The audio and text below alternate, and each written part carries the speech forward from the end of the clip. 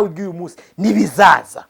Ntago Imana ivugana n'abantu bafite imitima yanduye. Imana ivugana n'abantu bafite imitima itanduye, imitima yishimye. Yesu ashimwe. Amen. Ndashaka kuvuga ku ndi musozi wa kabiri. Umusozi witwa Gorogota. Aha niho abakristo bakurira n'Imana. Ahanga hajyanwaga ibivume niko Bibiliya ivuga. Ariko umunsi umwami Yesu yahageze, ahakandagiye ngo amateka arahinduka. Nguyu umusozi umuntu ukandagiye uyu munsi uwo bita Gorogota. Amateka ahinduka pastor, akamenya ko yatsindishirijwe. Aha niho rero abantu birwa babaza ngo ikimenyetso cy'inyamaswa. Reka mbabwire ko ahanga hari umuntu yambarira ikimenyetso cy'umwuka wera. Haleluya. Ahanga niho umuntu abonera ikimenyetso. Niho abonera agatanga ka mbere. Niho mukristo yambaye. Ahanga niho umuntu agera wa mutwaro wakuweho yakwetuye akawukurwaho neza. Ahanga niho umuntu agera yamaze gukwetura inkweto. Haleluya. Agatangira kuvugana n'Imana mu bumana kuko nta yaricaye afata umwana w'umukobwa warimbaga muri korari we. Haravuga ati uyu mukobwa ndamugira umugore wa kabiri. Sibyo? Kubera ko nari bo bubaka urusengero ari gukora byose baravuga ati nta kibazo mutwara, nta kibazo ijyanire. Ndababwira ni ijambo ry'Imana siko rivuga. Havuga ati urahagarara. Ndahagarara, ijambo ry'Imana siko rivuga. Iravuga ngo wapi? Havuga ati ako ka Robert kari kuvuga ubundi gatanga iki hano? Namunagani. Aho ubundi gashinzwe. Ko bita bati ndaguhagaritse. Abaramuhagaritse. Pastor. Nanjye magara mu cyuho cy'Uwiteka bati nta mupagani uhagarika umukristo. Nanjye ndabahagaritse mu izina rya Yesu. Baheruka. Reka ngusuze wowe uhanatwe umunsi kundi gwifurize umugisha w'Imana, amahoro n'amahirwe tugakuri Nyagasani umwami Imana. Uri kumwe na Pastor Shimimana Jean Marie Vianney inyuma ya kamera, ariko kandi imbere ya kamera turi kumwe n'umukozi w'Imana Robert. Karame. Amahoro y'Imana bane nawe kandi muhorane meze neza. Ndamahoro. Abona bambaye none umukara n'umweru. Harimo n'ubururu ariko harimo n'ubururu da. Je nago fana wowe nago uri umufana ndabizi. Uri umufana wa Kristo. Abantu tazabyumva wowe. Ni ikipe ya Kristo. Anda iteka ryose fana ikipe itsinda. Ikipe itsinda ihora itsinda. Ihora itsinda. Yego. Robert tumeze ute? Ndashima Imana ndamahoro meze neza. Nyagasani yakurinze neza. Ndabona ndinze n'umuryango tumeze neza. Imana ihimbazwe. Amen. Ndashaka ngo dutangiye dusenga. Yego. Tuze kuganira ku kiganiro kimwe uyu munsi ushaka kubaza. Ariko we bandusenge. Mbere yuko senga mpaye ikaze abantu badukurikiye. Hanyuma gahunda yo gusura abarwayi ni mu kuri 28. Umuntu yifuza gufatanya natwe araza kureba muri link section aho hasi muri comment. Ajoininge nyine dufatanye gukora umurimo w'Imana. Imana ibamugisha. Kadusenge. Tugushimiye ko turemeye umunsi mwiza ngo tuwishimiremo, izina ryawe nihabwe icyubahiro. Ubuntu bwawe n'urukundo rwawe rwinshi bibane natwe muri iki kiganiro tugitangire tugisoze turi kumwe nawe, kandi ibyo twatuza akanwa kacu ntaba ari ibyacu ahubwo aba ari ibyawe, tukubera igikoresho wikorere mu izina rya Yesu Kristo. Amen. Amen. Amen. Amen. Imana igumugisha. Mbwire abantu kugira ngo mbere yo kumva ikiganiro bakore subscribe. Yego. Kabiri commentaire yawe nawe uze kwandikamo utubwire uko uza kubyumva. Yego. Icya gatatu kora like mu kiganiro. Reka mbwire n'abandi bantu cyane cyane abantu baba mu bihugu byo hanze. Yego. Muri Amerika, muri Canada, muri Europe, no muri Aziya. Supporting mukore ikitwa membership, mu joining membership. Yego, mu joining kubera izihe mpamvu. Inana AdSense tugira. Nazo. AdSense dufite impamvu tutazi. Ariko mu joining rero mu supporting muri membership. Ushobora kwishyura amadolari 5.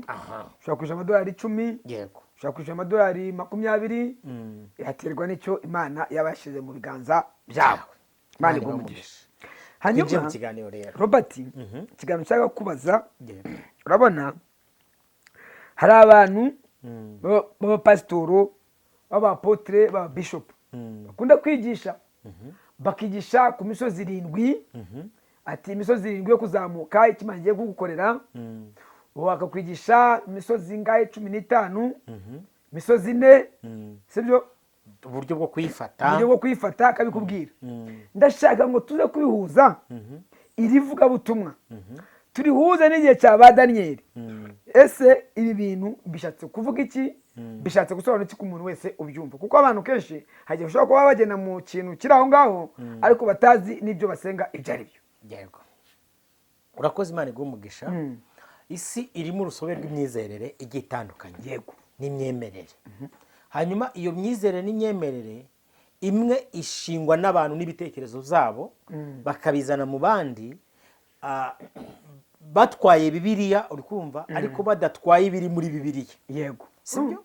batwaye Bibiliya ariko badatwaye ibiri muri Bibiliya.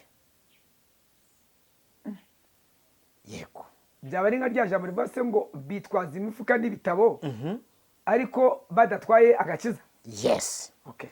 Noneho hanyuma imbaraga zabo babwira zikabemeza neza ko ibyo bari kuvuga bivuye ku Mana ariko bitavuye ku Mana, bivuye ahandi. yes. Pastor, reka mbwira abantu badukurikiye, sibyo, batwumve. Imana ntiyigeze yifuza ko hari umuntu warimbuka, sibyo, ariko amahitamo y'abantu mu kurimbuka, benshi bahisemo kurimbuka ku buryo ugiye mu iherezo ry'abantu ukayibaza ngo nyereka umubare w'abazarimbuka, Imana yabakwereka ako kanya, sibyo. Abantu benshi bagereranya nka Yuda Iskariyoti, wabaye intumwa ya Yesu Kristo, uri kumva, amahitamo yakamwemeza kurimbuka kandi Imana yashatse ko aba muzima. yes, sibyo.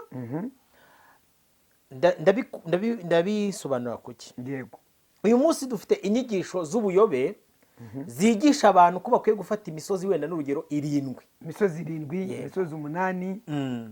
Izo nyigisho zikaba ari inyigisho ziva mu muryango w'abakabale, sibyo, cyangwa se itsinda ry'abigize abayahudi, kabweshi iryo jambo. Ndabakira, ariko niko bimeze, kuko nyuma yaho ubwami bw'abaromani busenyeye Yerusalemu, sibyo, nyuma yaho na Babuloni isenye Yerusalemu, amoko 12 y'abana ba Yakobo, yego, yatataniye mu isi, agera atatanira hunga, kugera ku rwego no kugaruka i Yerusalemu hasigaye abayuda, uri kumva, n'ababenyamini. Abandi 12 yose 10 aratatana. Yego, ariko nayo nyuma yo Yesu avuze ati kumubona i Yerusalemu muri kwanyereka urusengero rwiza, nta buye rizasigara rigeretse kurindi. Hari ikintu yari avuze mu isi y'ubuhanuzi gikomeye, sibyo. Uyu munsi ikitwa abayahudi, ikitwa abayuda, bari mwibanga kurusha, uri kumva, uko abantu batekereza ko abari i Yerusalemu y'uyu munsi na za Tel Aviv ari abayahudi nyakuri, nyamara bamwe barakuwe muri Ukraine, abandi bagakurwa muri Ethiopia, abandi bagakurwa mu Burayi bwose bugiye butatanye.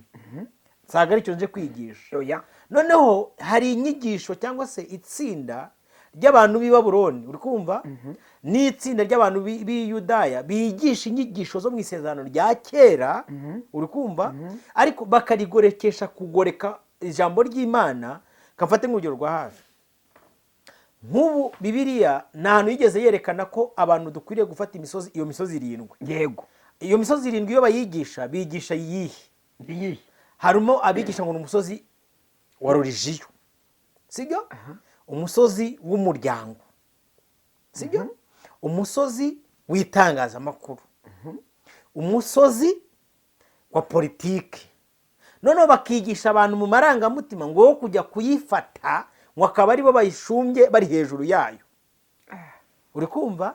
Ejo bundi nibwo nicaye nagiye ahantu, Imana yagura ihishurirwa ryanjye, nifuza gukora iki kiganiro, mbwira abantu b'abakristo ko tudasabwa gufata iyi misozi ngo tujye kuyiyobora ari twe tuyihagararaho, ahubwo hari indi misozi Bibiliya ivuga abizera bakwiye guhagararaho. Iyo misozi ni Imana ituraho, ntabwo Imana itura, uri kumva, mu kuba Robert ari buyoboye umuryango, donc inkuru zijyanye n'umuryango ari njye uziyoboye, kuko umushinga w'umuryango si uwa Robert.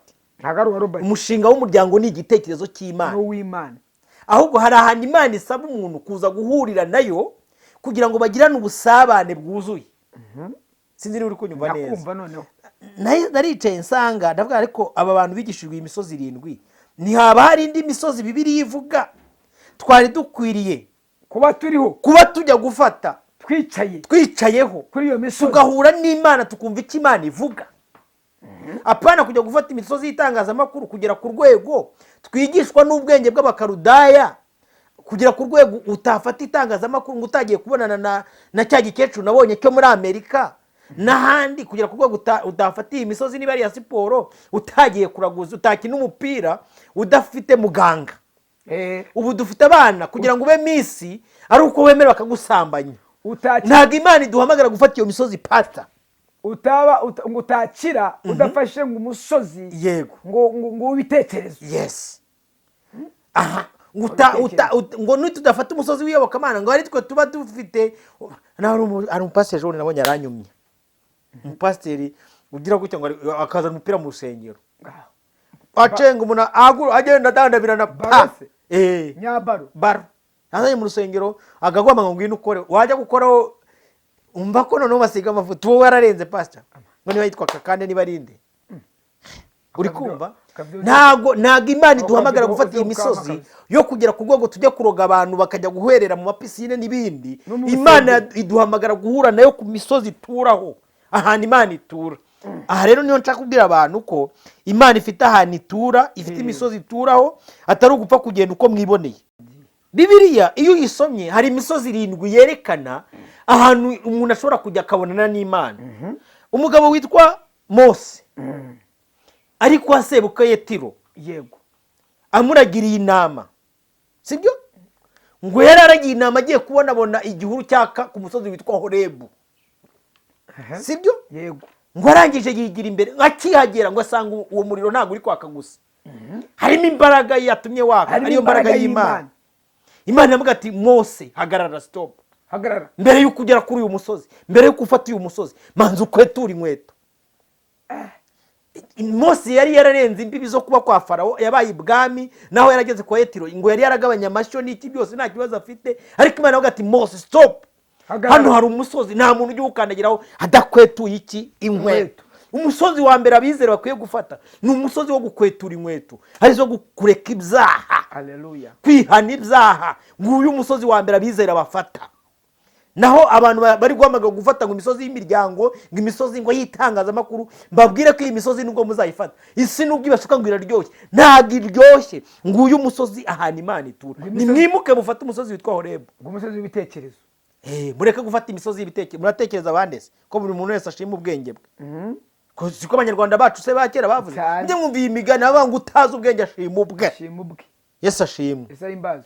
Nubwo Mose yari yarabonye amatungo n'ibindi byose yarabaye n'ibwami, ageze ku musozi witwa Horebu, Imana iramubwira ati kwetura inkweto mbone kuvugana nawe. Ngaha ahantu Imana ivugira. Ntabwo Imana ijya ivugana n'abantu batihannye, batininiye ngo bareke gukora ibyangwa n'amaso y'Uwiteka. Wowe urahamagara umuntu ngwino ufate umusozi w'itangazamakuru, ubwo ni umujura ari kwiba abantu, ari guhemukira abantu, ari kubagambana, uramufatisha umusozi. Nguyu umusozi abizera wa mbere bakwiye kwicaraho ni umusozi witwa Horebu. Horebu. Yes. Musozi wa Imana itura, ahantu umuntu akwetura inkweto, Imana ikavugana nawe iby'uyu munsi n'ibizaza. Ntabwo Imana ijya ivugana n'abantu bafite imitima yanduye, Imana ivugana n'abantu bafite imitima itanduye, imitima yishimye. Yesu ashimwe. Amen. Ndashaka kuvuga ku ndi musozi wa kabiri, umusozi witwa Gologota. Aha niho abakristo bakurira n'Imana. Aha ngaha hajyanwaga ibivume, niko Bibiliya ivuga. Ariko umunsi umwami Yesu yahageze, ahakandagiye ngo amateka arahinduka. Nguyu umusozi umuntu ukandagiye uyu munsi uwo bita Gologota, amateka ahinduka pastor, akamenya ko yatsindishirijwe. Aha niho rero abantu birwa babaza ngo ikimenyetso cy'inyamaswa, reka mbabwire ko aha ngaha ari umuntu yambarira ikimenyetso cy'umwuka wera. Haleluya. Aha ngaha ni umuntu abonera ikimenyetso, nihabonera agatanga ka mbere. Aha ngaha niho umuntu agera wa mutwaro wakuweho, yakwetuye akawukurwaho neza. Aha ngaha niho umuntu agera yamaze gukwetura inkweto. Haleluya. Agatangira kuvugana n'Imana mu bumana, kuko ntago abakiriwe ahubwo abari Kristo uri muri we. Uyu ni wo musozi wa kabiri abizera bakwiye gufata. Aha ngaha umuntu ayahageze ahabonera abagabo 3. Ayiwe ngo mukristo yarahageze pastor, byageze gute? Ufite amakuru ye? Mukristo yarahageze, mwakimara kuhagera bamubwira ati ngwino tugukureho umutwaro. Akurwaho umutwaro. Yego. icya kabiri yego akurwamo imyenda y'ubushwambagara yamburwa yambikwa imyambaro idaraje y'igiciro yererana arerera akiranuka. icya kane icya gatatu yego yaherewe umuzingo w'igitabo. w'igitabo. icya kane yaherewe urufunguzo arwo rwitwa amasezerano. Yesu ashimwe. ngaha hantu abizera bafata, iyi niyo misozi abizera bafata, niba akababeshye ibi ngibi by'inda bizashirana no kwifuza kwayo. Yesu ashimwe. Amen. Badata mfite sogokuru mana yanjye yaratabarutse, yakundaga ubutunzi n'ikijyanye nacyo, bamwitaga Bitarako. Shari n'umukire pe, Gicumbi yose iramuzi, abantu bo mu rukomo muramuzi. Ariko buriya Roba wenda ukiye mu byo uvuga, ntekereza ko abantu bashobora kuba bibeshya umugisha bakawitiranya n'agakiza. siko biri? ubundi agakiza kakwiye kuba ari muri ibi ngibi. noneho umugisha ni blessing, kandi blessing ibonekerwa ku bantu abo ari bo bose, waba usenga waba udasenga. urabibona. ngiye kuvuga undi musozi wa gatatu abantu bakwiye gufata. hari umusozi witwa Moriya. aha ngaha Moriya, Bibiliya iyo ihageze yerekana umuntu ukuntu agera ku rwego ata ibyo by'agaciro, akakira iby'agaciro bivuye ku Mana atateganije, ahubwo ari Imana yabiteguye. yerekana Imana ijyana na Aburahamu kumubwira ngo najye gutamba umwana we Isaka, imukorera igipimo, iramusuzuma ngo irebe icyo bita kunyurwa muri we, iravuga ati mpereza uyu mwana wawe. aha ngaha niho Imana ibarasinga umuntu, nguyu umusozi Imana ikoraho barasinga. ijambo ry'Imana aha ngaha ni Imana yishura umwana wayo w'intama w'Imana. Yesu ashimwe. kuri uyu musozi witwa Moriya niho Imana yishurira umwana wayo w'intama uri usobetse mu gihuru mutazi. abantu benshi ntabwo bayishura umwana w'intama pastor, bikoreye imirimo n'ibitambo byabo, nibyo bagiye kwereka Uwiteka.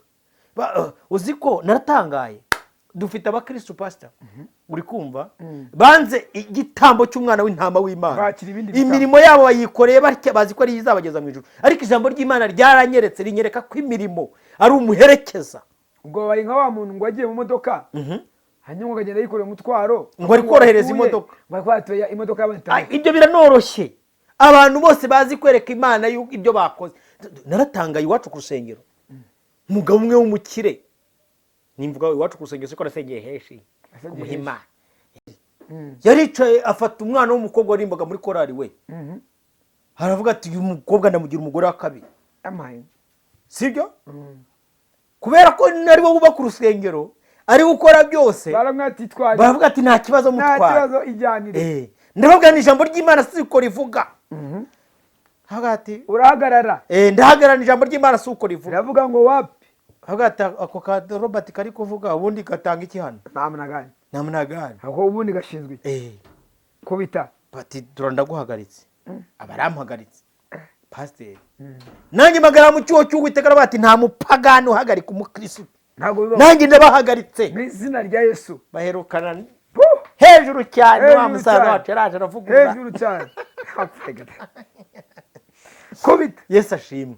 abapagani bahagarika bizera gute? uyu musozi witwa Moriya, Bibiliya iravuga ngo Aburahamu ahageze atinyuka, yambura iby'agaciro byose, arangije Uwiteka amwereka igitambo.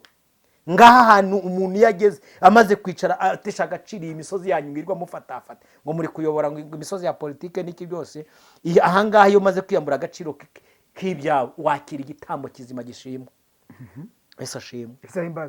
kambabwira undi musozi Imana ituraho, pani imisozi yanyu ngo y'imitekano n'ibikino.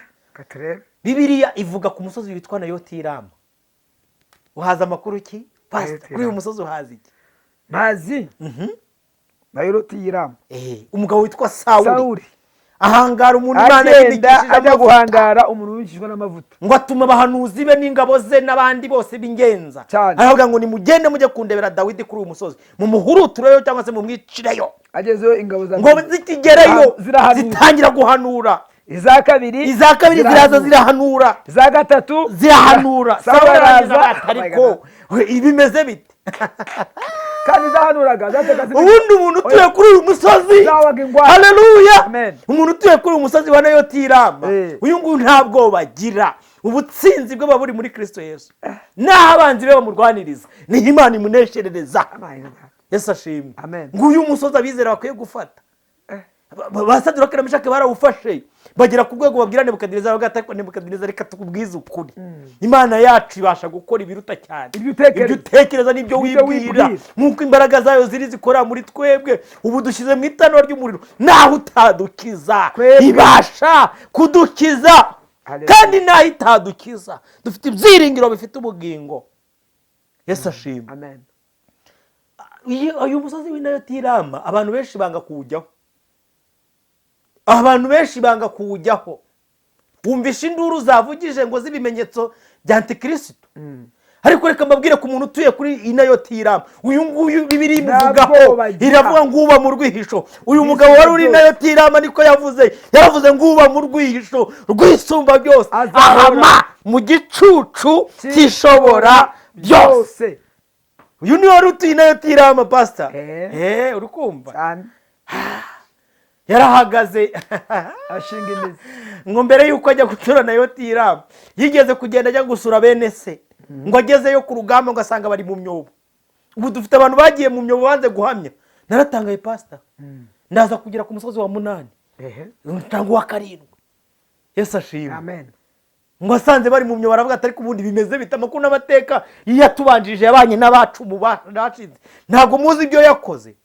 Ngo atera uwitwa Dawidi, atera uwitwa Goliyati. Avuga ati mva nkubwire, ngwino hano nkubwire, ngwino nkubwire. Come. Uri muri ngewe haruta uri mubiri. Yesu ashimwe. Amen. Ngo uyu musozi abizera bakwiye gufata. Aha niho bahagarara none imbaraga zabo. Buriya pastor abantu benshi ntago bajya basobanukirwa ko umwuka wera afite ubushobozi bwo gutsinda biza cyane.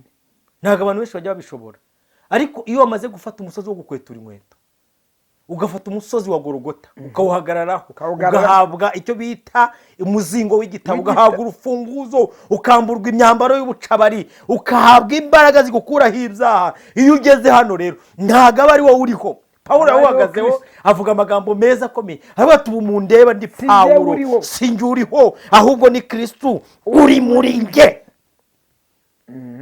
Stefano ngo yahagazeho bamutera amabuye pastor baramenagura ahita agera ikirenge mu cya Kristo ngo atajya kwerekwa.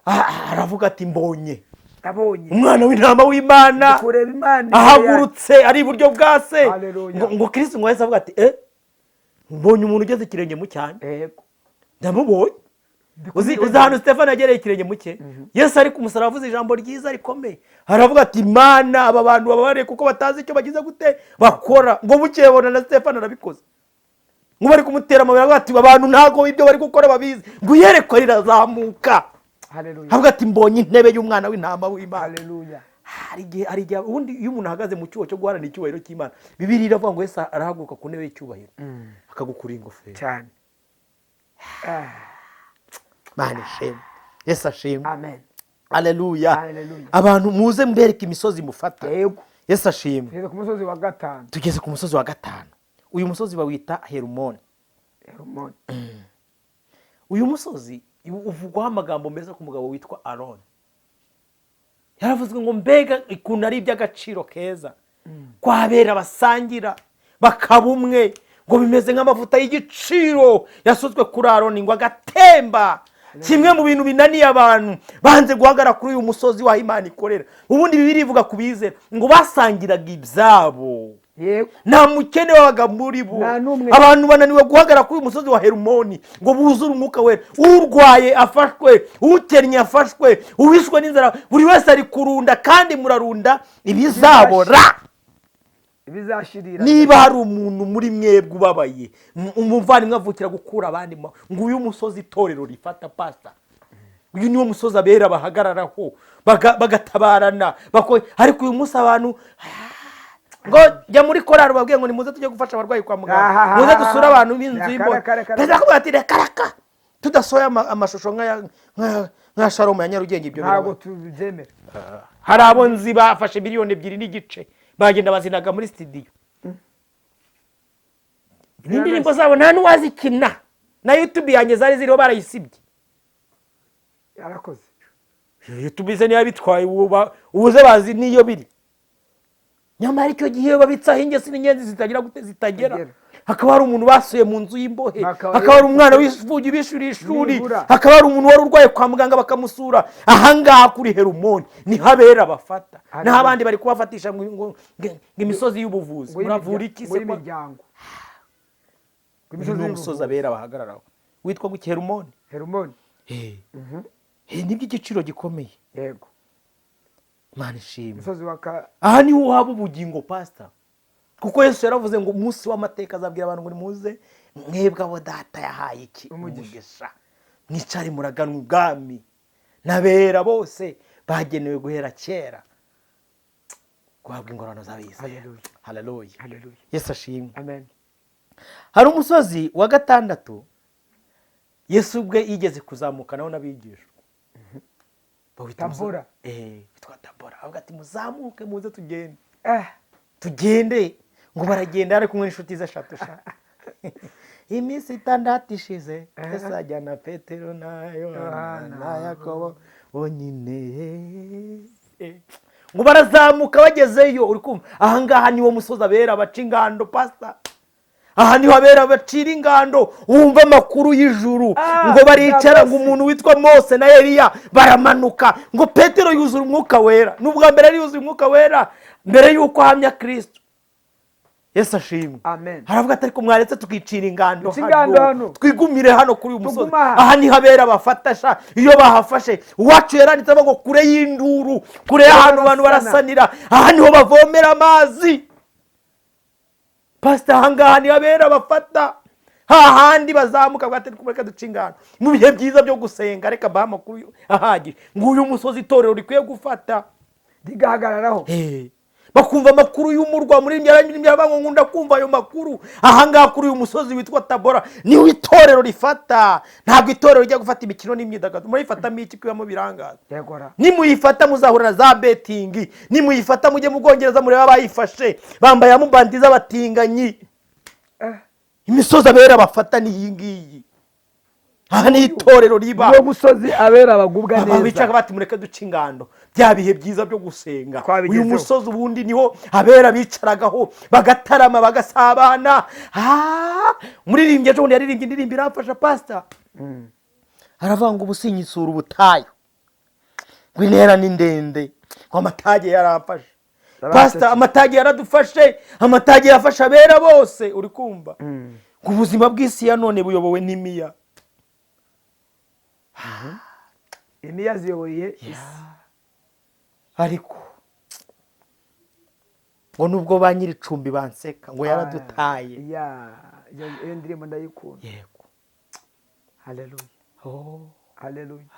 Imana ishimwe. Amen. Imana ishimwe. Ngo uyu musozi abera bafata mwere gufatishwa ibicupuri. Aha niho abera batarama bakaganira, bakumva amakuru y'Isiyoni, bakumva amakuru y'umurwa, bakumva formation z'ijuru. Urafata umusozi w'umuryango urakumarira iki? Ko yananiranye imiryango, yananiranye abagore n'abagabo bari kurongorana mu bibuno. Urajya kwirwushagata muri iyi miryango, urafatamo iki ko divorce zigwiriye? Dore ahantu abera bafatira bakuzura isoko, imigezi y'amazi y'ubugingo igatemba muri bo. Mwene abangaba baba bari kure y'induru, kure barasana, kure y'abarasana. Aha niho bavomera abera. Haleluya. Yesu ashimwe. Amen. Yesu ashimwe. Amen. Mana ishimwe. Umusozi numva nshaka kuvuga ku musozi wa karindwi witwa Elayono.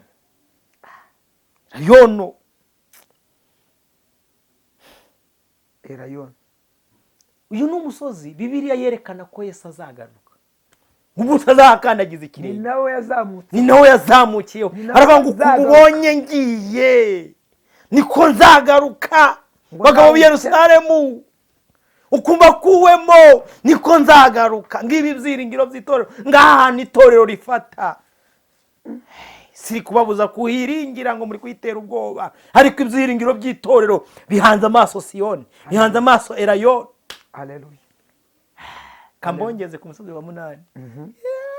Witwa Siyoni. Bibiliya ivuga neza irabaho nkuko Yerusalemu igoswe n'indi misozi ni kuwiteka gose abantu. Amen. Uyu ni umusozi itorero ryose rihanze amaso. Haleluya. Bivuga ngo umunsi umwami Yesu azakandagiza ikirenge Siyoni. umwuka wo mu kanwa kuzarya abanzi b'Imana abafite ibyo byiringiro biboneza nk'uko yaboneye niko ijambo ry'Imana rivuga cyane cyane. nguyu umusozi abera bahanze amaso kugira ngo bazinjire muri Yerusalemu nshya. Yego. Mbonye yararirimbye aravuga ngo ibihe bizashika abantu bose bazibagirana n'abami bazibagirana. Ibihe bizashika abami bahinduke abantu benshi bazibagira rya jambo ry'ifatiro z'isi. Mwibutsa abasigaye begereye ntebe bitwaje intwaro zose z'ukuri tuzamuke wa musozi wera. Yesu ashimwe. Amen. Hari umugabo umwe w'inyarugenge yararirimbye yuzuye umwuka wera ako umupasiteri Imana izamumugisha pasiteri izamuha ijuru. Amen. Yaravuze ngo tumeze nka karungu mu mazi. Yego. Karungu mu mazi. Aravuga nk'uko imisozi igose Yerusalemu ngo niko Uwiteka agosa abantu be uhereye none ukageza iteka ryose. Icyama uyu munsi ugafata umusozi wo kwatura inkweto ugakwetura inkweto. Cyama uyu musozi ukajya ku musozi wa Golgota hahandi umwami Yesu yabambiwe ukavuga ngo nduhura imitwaro nyeza nk'urubura. Hari igihe abantu baririmba, dufite abantu benshi bagenda baririmba izi ndirimbo batumva icyo zivuga cyane benshi cyane benshi. Umuririmbyi yararimbye avuga ngo nageze ku mwami Yesu abohora umutima wanjye. Ngeze ku mwami Yesu abona umutima wanjye. Amen. Aravuga ngo umutima uraririmba kuko nabohowe rwose. Imana ishimwe. Ngiyi imisozi itorero rikwiye gufata pastor. Ngiyi imisozi itorero rikwiye kuba ririho. Iyi niyo misozi Imana ituraho. Aha niho Imana ivuganira n'abantu bayo. Mujye muririmba muhibuke aha niho Mana mvuganira nawe. Usanga barokore tugiye gufata imisozi y'ubuzima. Ubu umusozi wa politike niko murawufite urabamarira iki? Politike ko ari umukino w'ikinyoma. Ufata gute? Urawufata ute? Ko ari ikinyoma politike ufata ute? Muze dufata umusozi w'imyidagaduro murawufata mwidagaduro ugiye gukina umupira. Murawufata ugiye gukina igisoro. Uzawufata na Rocky ujya kumanza kubaza neza abakuru. Ugiye gukina amakarita. Muze dufata umusozi wa economy. Murayifata mujye uyu mugaba Bibiliya yavuze ku ifaranga iravuga ngo umuntu umuzi w'ibibi byose ugira banke. Yego. Ndabashimiye Robert. Urakoze cyane.